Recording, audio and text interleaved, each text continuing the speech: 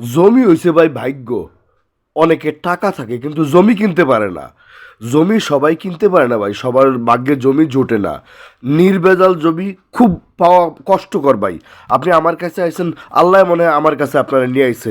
যাক ভাই, আমি আপনার একটা সলিড জমি দেওয়ার চেষ্টা করুম, আইছেন যখন। আপনার জায়গাটা তো অনেক সুন্দর দেখতেছি।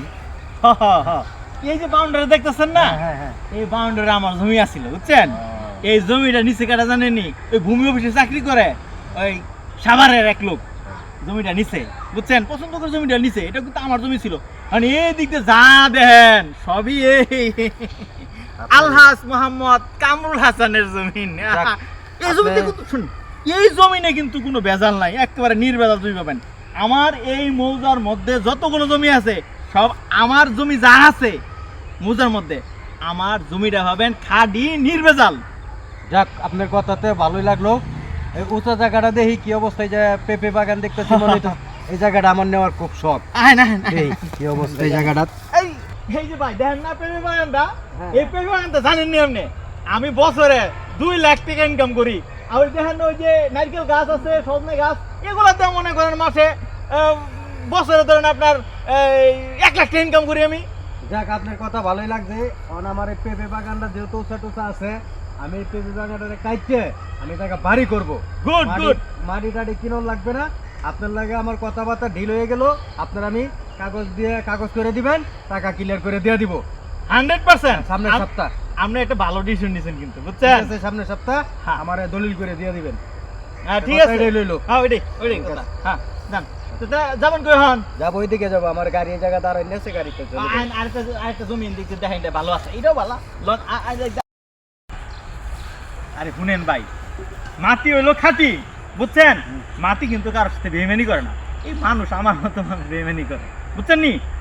আজকে এই জমিটা যদি আপনি কথার কথা 5 লাখ টাকা দেখি না রাখেননি, 2 বছর পরে এটা দাম 15 লাখ টাকা হইব, বুঝছেন? আর যদি কাস্টমার না পান, শুনেন, আর যদি কাস্টমার না পান, এই অধমের কাছে বিক্রি করবেন, আলহাজ মাওলানা কাবুল হাসানের কাছে বিক্রি করবেন। আমি আপনারে 15 লাখ টাকা দিয়ে দিব, তা নাহলে কাস্টমার ধরাই দিব, বুঝছেন? আমি আবার দালালিও করি, বুঝছেন? ঠিক আছে, আপনার কথা আমার ভালো লাগছে। সমস্যা নাই, টাকা পয়সা নিয়ে কোনো ঝামেলা হইব না।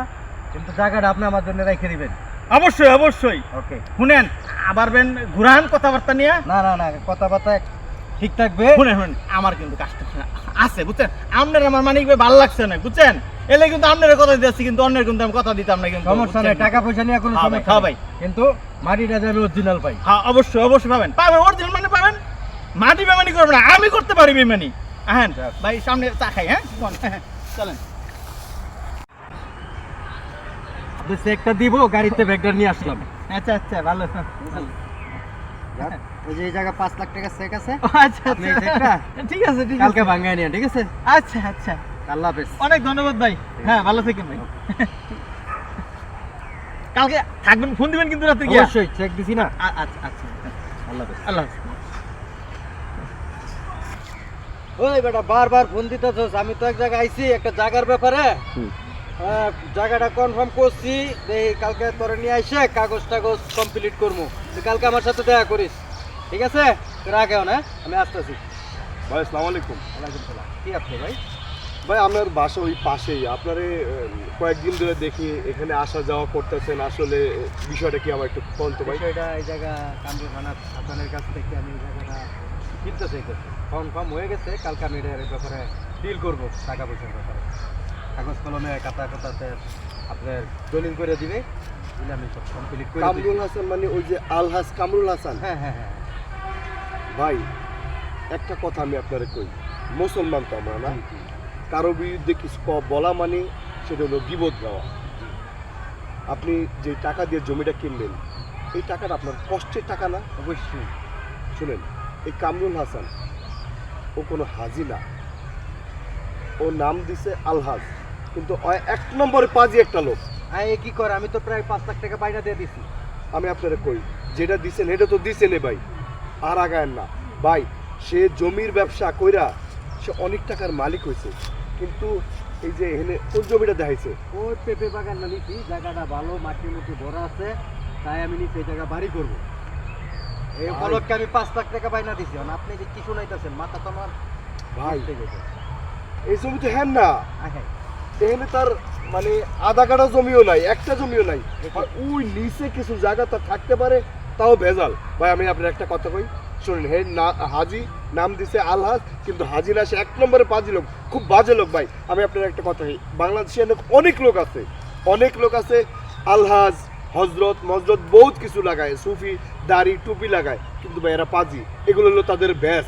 সে ব্যাস লাগায় এই জমির দালালি করে, কিন্তু সে কোনো জমির মালিক না। ভাই আমি আপনার দুইটা পায়ে ধরি ভাই, আপনি আমার মোবাইল নাম্বারটা রাখা দেন, যদি আমি আপনার মিথ্যা কথা কই তখন আপনি আমার করেন ভাই, এর কাছ থেকে জমি কিনেন না ভাই, মহাবিপদে পড়বেন। তে আমার 5 লাখ টাকা উঠানি কি ব্যবস্থা, এই ব্যবস্থাটা আপনি করেন।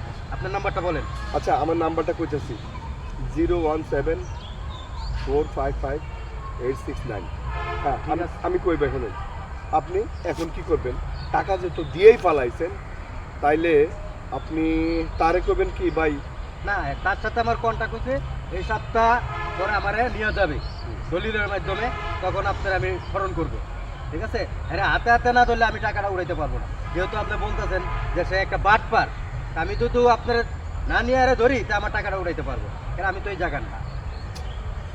তো ভেজাল করলেন। আচ্ছা আপনি আমার ফোন দিন দিই, ওই যে আপনার মনে হয় কেউ ফোন করছে, তাহলে আপনি আমার ফোন দিন ভাই। হ্যাঁ ওকে ওকে